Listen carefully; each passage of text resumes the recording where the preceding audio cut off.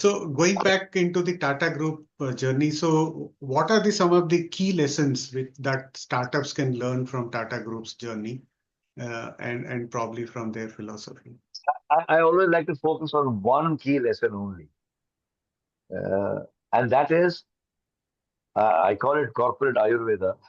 There is a principle for long life. When you have a startup, you must understand that if you have a child, a grandchild in the house, everybody comes and says Dirga Yush Bhava.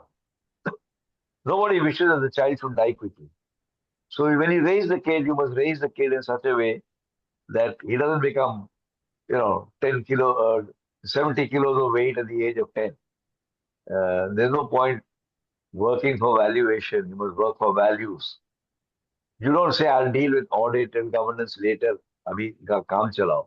It's like saying, when my child is 15, I'll start teaching him values. At the moment, let me get the business going.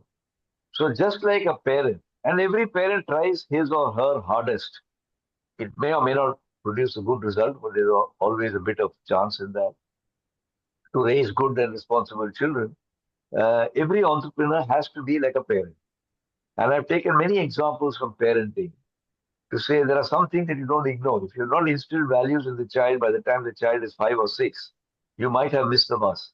So if you've not got governance, ethics, contribution to society, even though the hustle bustle of the childhood of the company is intense, then you may not create a long lasting enterprise. So what you're saying is give corporate governance, I mean governance ethics, a big focus starting from the initial days.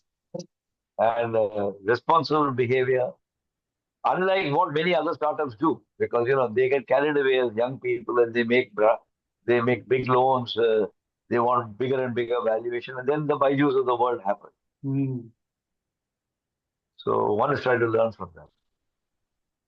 Okay, so can you tell us one anecdote from your own experience with the Tata Group, which could be useful for the young entrepreneurs who are seeing this program today? No, for example, being uh, fixated on being community centric. That's a value. And community centric doesn't mean that we work very hard in Tata. I know from my own career, and my co author also knows that we sweat like hell to get that last dollar of profit. But we are also taught and we try to practice. And there are so many people that some people do it better and some people don't do it so well. That a dollar saved is equal to a dollar in profit. So Mr. Kohli, we have seen him in TCS saying, why did you eat in the Oberoi? If you had a lunch in that dhaba next door, you would have saved 30 rupees or 50 rupees. A dollar saved is a dollar of profit. So uh, those sorts of examples, what do you do if you're faced with a dilemma? And we've covered some of the stories in the book. There is a story that I often tell with a joint venture with an American company. We set up a company in the field of automation.